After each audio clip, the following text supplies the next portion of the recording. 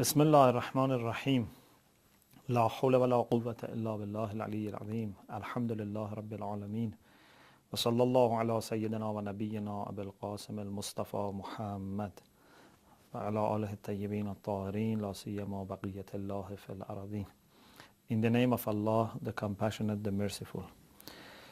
This is our 13th session on lesson 10 of the book Philosophical Instructions. The title is Necessity of Philosophy. So we want to see why should we study philosophy, and is it really necessary to study philosophy or not? The author starts with a beautiful example, an allegorical explanation. He says, suppose that there are a group of people who are traveling in the sea on a ship, and the people who are traveling, some are very busy with just the trip that they are making. They enjoy their trip and they don't bother themselves that much to think about the destination of this trip. So they are just negligent. But there are some people in the sea who at the same time that enjoy the trip and the beautiful sights that they see, at the same time they think about the trip. They say to themselves that where did we come from and where are we going to, and how much we have actually passed and how much is left. So all these questions occupy their mind, and they reflect on these questions, and also about the speed of the trip and whether they are really moving towards the destination that they are looking for, or they may have made mistakes in finding the appropriate direction. The same is true about inhabitants of the globe. We people who live on the earth, we are like those people who are traveling. We are in the process of moving from one departure point to a destination. You cannot fix the process of movement and the course of time. We are all moving. We are all changing. There are many things that we are losing. Most importantly, the time, the life that God has given to us is all passing by, and we are losing them. This is why the Quran says that verily man is in loss. So if we are people of thought, if we are reflecting people, if we are people who contemplate about their destiny, so automatically many fundamental questions come to our mind. What was my origin? What will be my destination, my future? And what is my present situation? These are three important questions that come to the mind of every human being.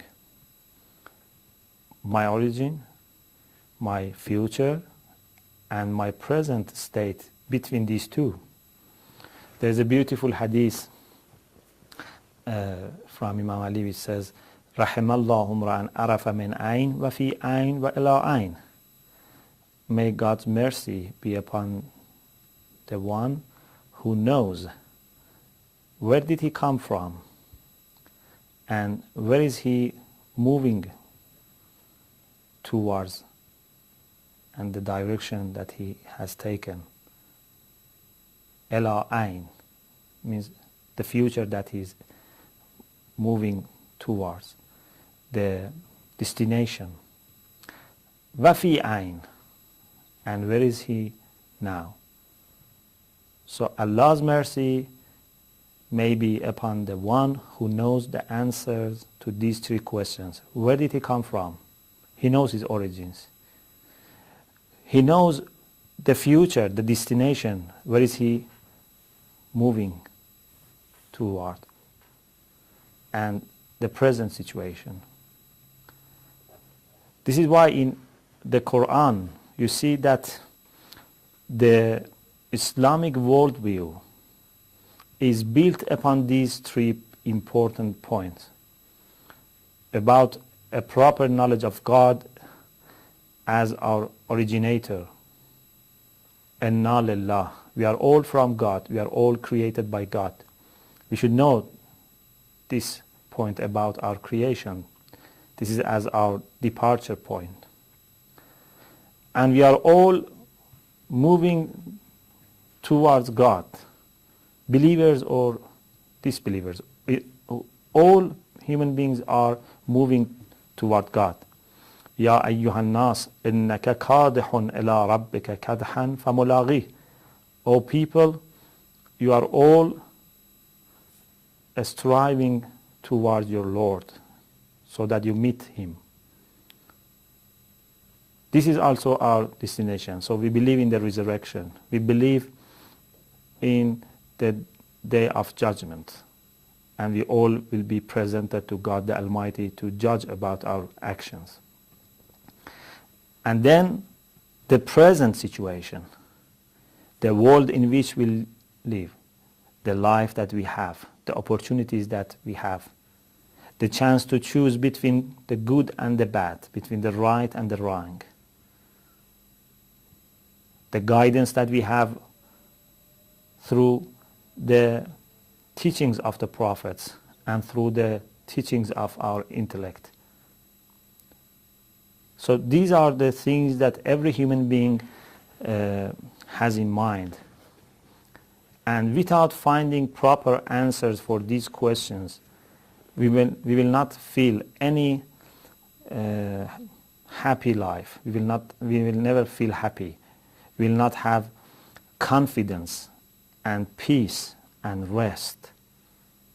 No human being can have peace in mind, can have rest in heart, unless he has proper answers for these questions.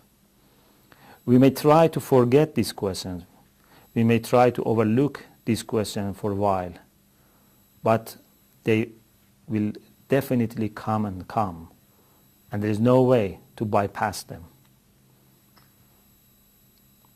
So, the author, referring to some Quranic verses, wants to emphasize on the fact that every human being, every intelligent person has these important questions in his mind. And the way to come to proper solutions for these problems, proper answers for these questions, is to use our reason, to think, to reflect, to use philosophy.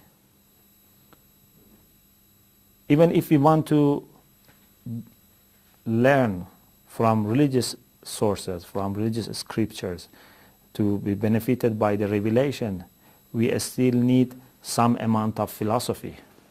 As we said before, we need to prove the existence of God. We need to prove the truth of the revelation. And this is done by philosophy, or if you could call it by some form of intellectual science. So a person who wants to have a really human life, not just having an animal life, wants to have a real human life, must be involved, must engage himself with some amount of philosophy. We are not saying that every person must study philosophy and have a degree in philosophy. No, That is a matter of personal interest and capacities and so on and so forth. But no one can forget thinking about these issues. You may not have any degree in philosophy, but you may still be a person who has philosophical mind, who thinks, who reflects, and who finds rational answers for his question. So there is no way to be indulgent in these important areas.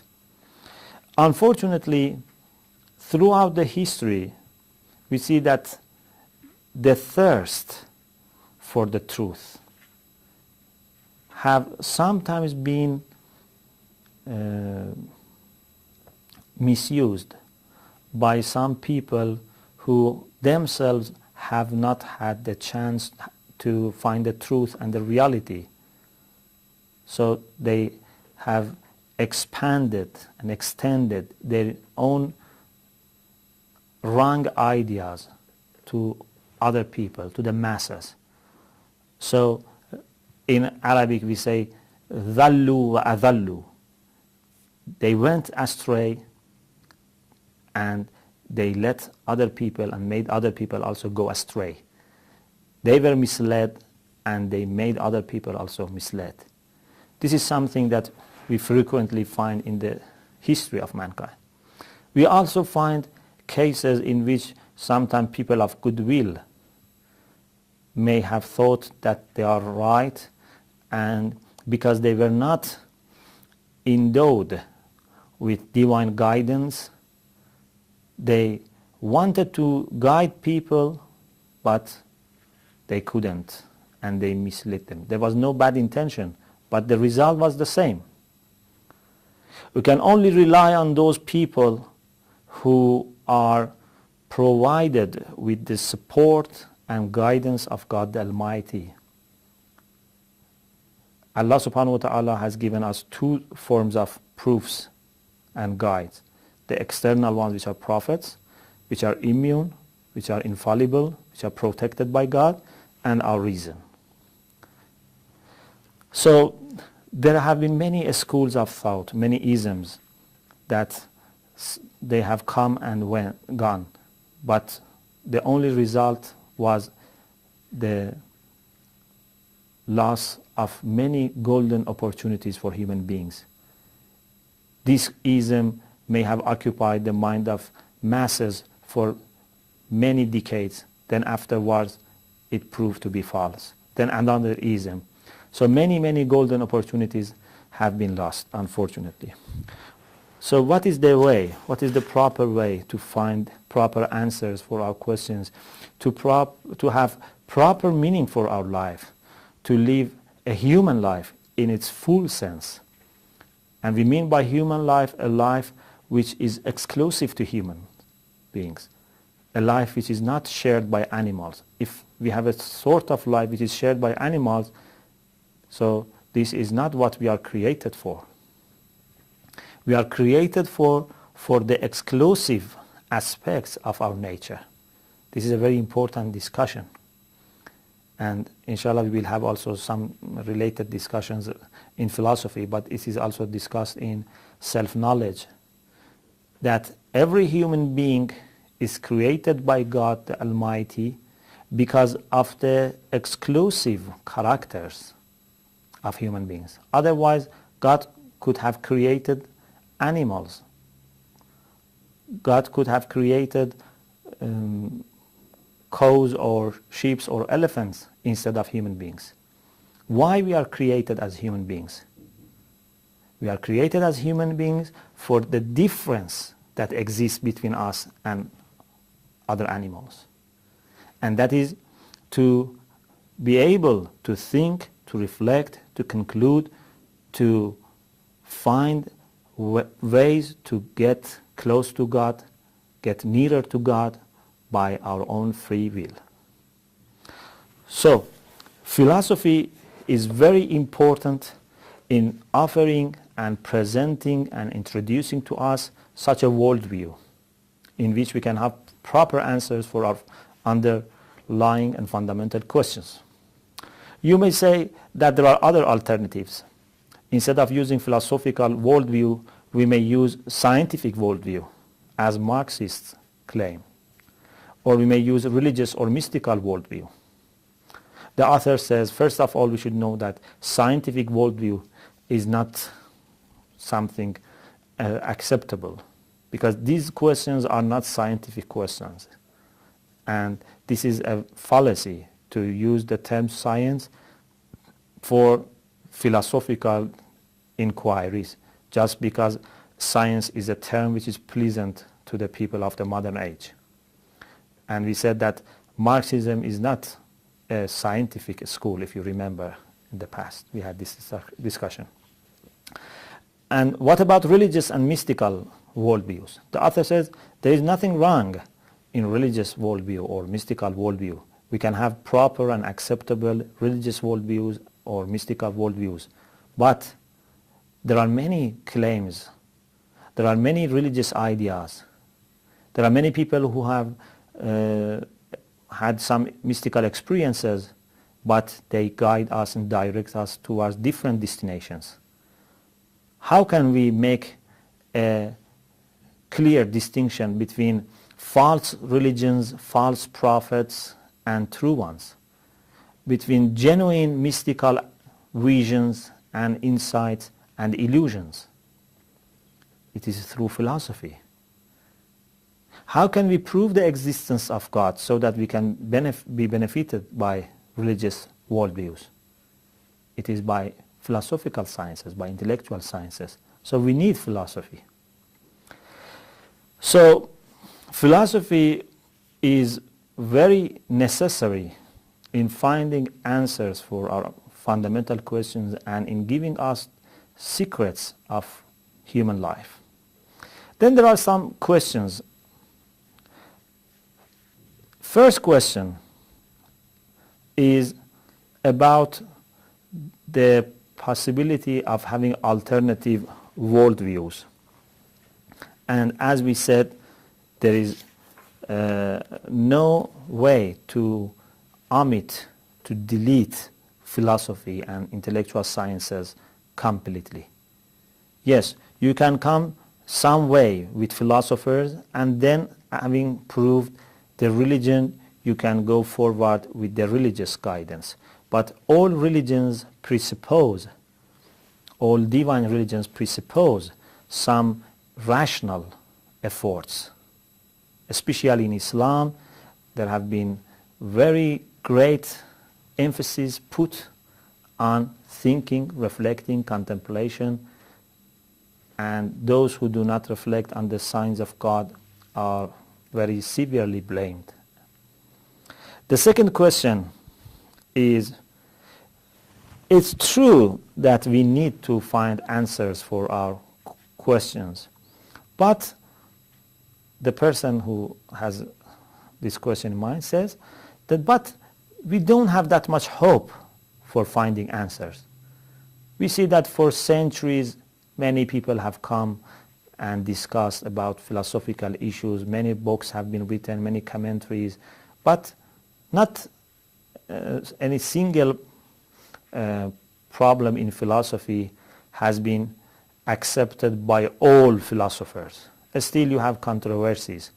So we don't have that much hope in finding answers through philosophy. This is the second question or objection.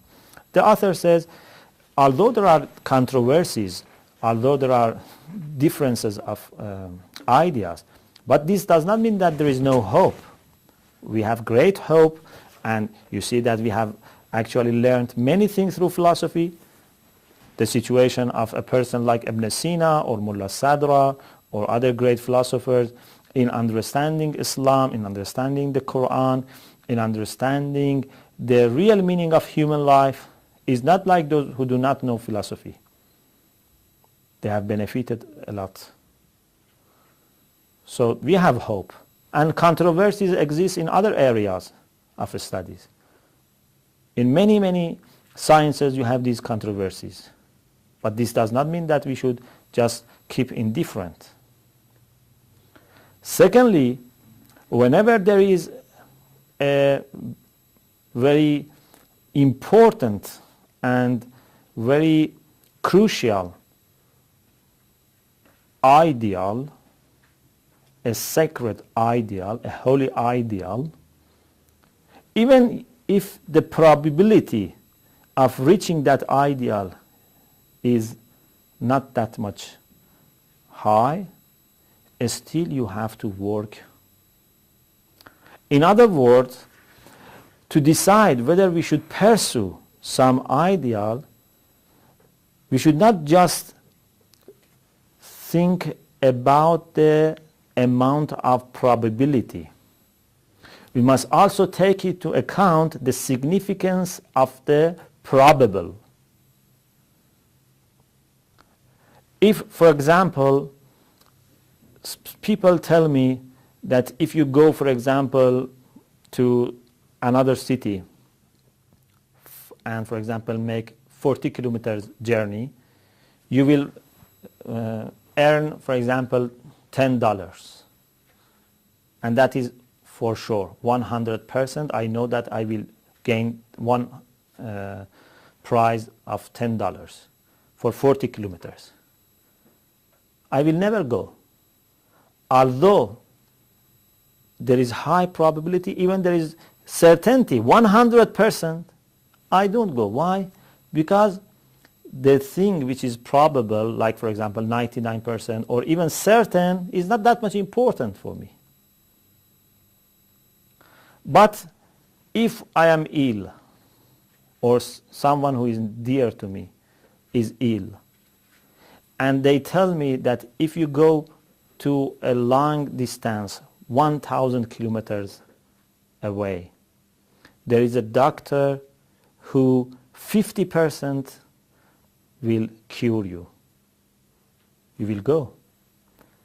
Sometimes if there is no other way, there is no other alternative, even if the probability is very little, just few percentage, sometimes even 1%, it's enough to awaken our emotions and to make us determined. So we should take into account the significance of the probable and not just the amount of probability. And in this case, I mean, in the case of finding answers for our questions, for finding meaning for our life, for being a human being, a real human, the probable is very important and is unavoidable, so we should make our efforts, we should do our best, and we should not be worried about the possibility of not gaining something. The third question is, how can we be happy with philosophy while there have been some scholars who were against philosophy and there have been some hadith against philosophy?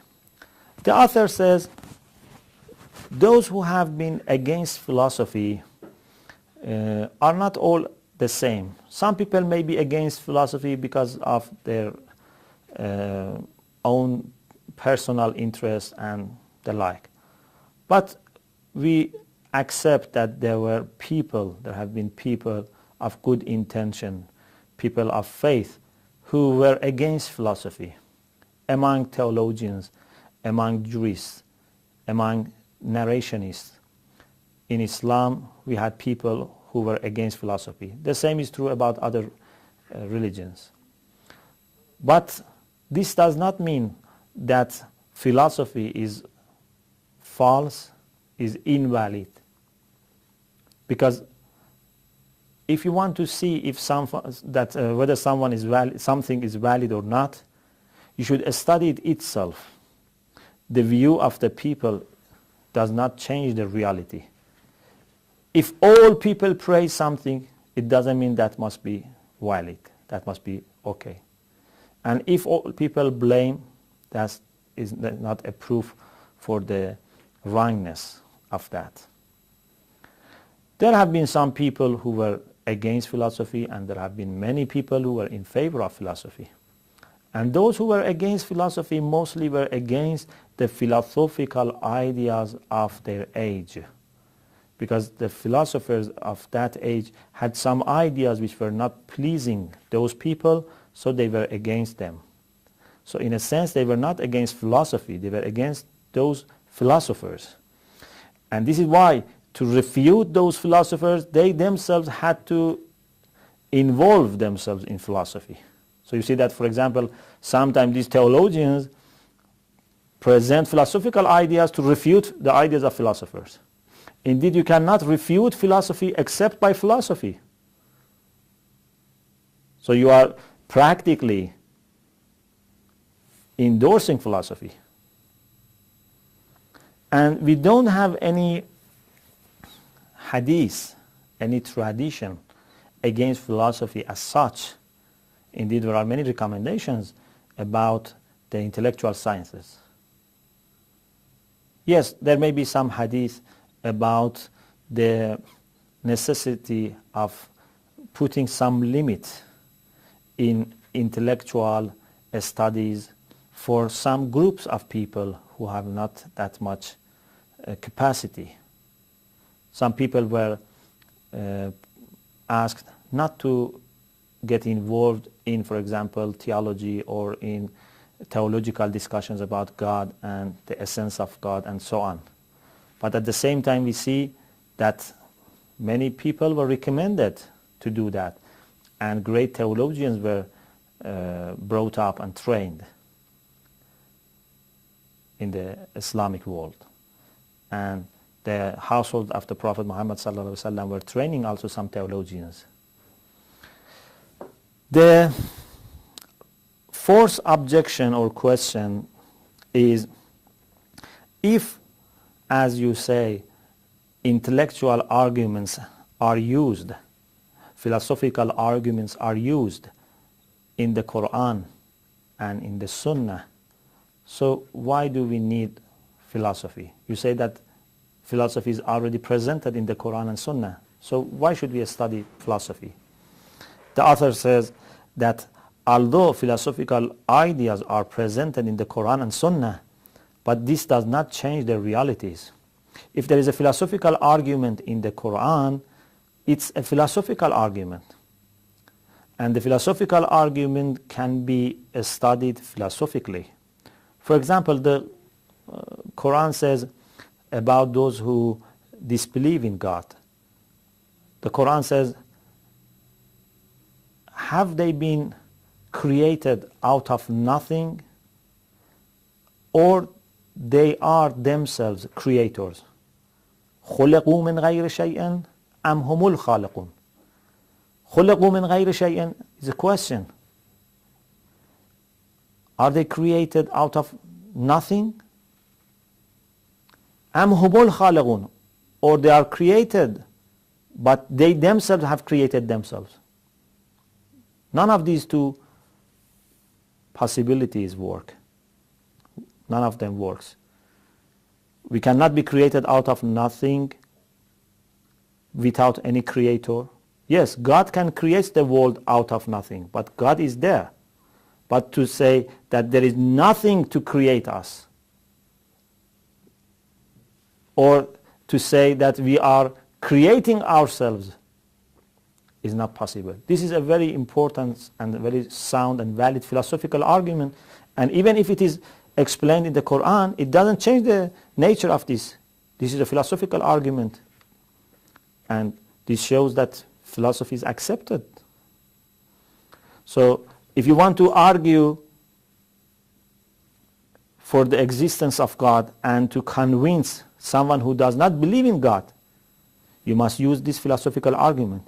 You cannot say to that person who is atheist that believe in God because we have some verse in the Quran which says that God exists. So we need to discuss and convince that person philosophically. The other question is regarding the disagreements that exist between philosophers themselves.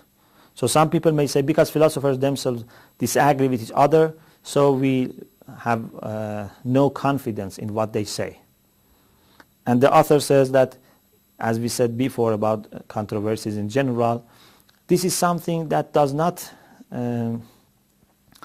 refute, that does not disprove the need for philosophy. Like any other fields of study, people may disagree, but instead of rejecting all ideas, we have to increase our efforts to see which party is telling the truth, which party is right in his ideas or in his ideas. So the controversies among philosophers should encourage us to study philosophy properly, better than other people, to come to better conclusions. Exactly the same thing which is done by the scientists in the empirical sciences. And the last question is that we see there have been some philosophers, maybe some famous people, well-known scholars, that have not had a real human life. They were not moral people, they were not pious people, they were not spiritual people. Maybe their lives were just as like lives of ordinary people, ignorant people. So what is the benefit of learning philosophy? The author says we should distinguish between necessary condition and sufficient condition. When we say that philosophy is necessary for having a human life, it means that it's a necessary condition. But it doesn't mean that it's sufficient. So you need more conditions to be fulfilled, more requirements to be fulfilled. You need philosophy and you need to practice the ideas that you have reached through philosophy. It's like religion. Religion is very important and necessary for our happiness, for salvation. But is it enough? Is it sufficient just to believe in God, believe in Islam without practicing that? No. We must believe and we must practice. So if someone just believes and doesn't practice, this is not sufficient. But this does not mean that there is no value in beliefs. No, beliefs are important, beliefs are necessary, but they are not sufficient. Philosophy is the same. Philosophy is important, philosophy is necessary, but philosophy by itself does not guarantee our happiness. It's a necessary condition, and we should try to have other also conditions fulfilled.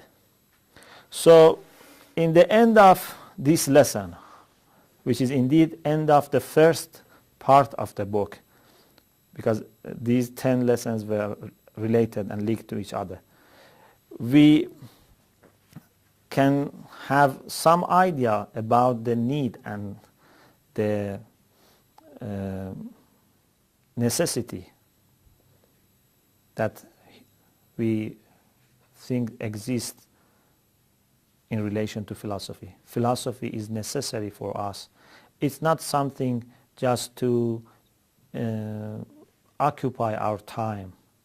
It's not just something to obtain some degrees, to obtain some certificates, to, for example, get famous because people respect philosophers. No, it's very serious idea. It's something that we need for our happiness. It's something that we religious people must appreciate more than those people who are not religious, because we religious people are people who take the fundamental questions of life more seriously than other people. We are people who are always concerned with our relation with the whole world of being, with the whole existence, with our Creator. So this is very important for us to